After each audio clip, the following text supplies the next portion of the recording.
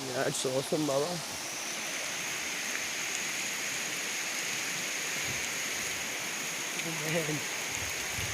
Man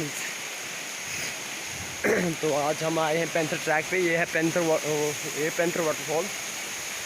अभी हम panther waterfall पे पास पहुंचे हैं। मेरे साथ आज उमेश भाई हैं। मैन ओ मैन,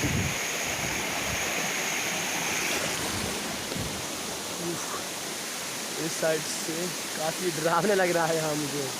ये दृश्य सुहावना दृश्य है वैसे। It's also much like I'm a little scared because it's almost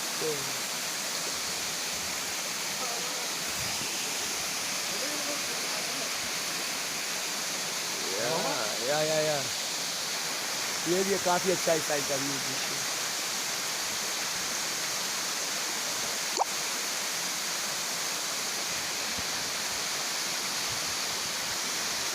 Baba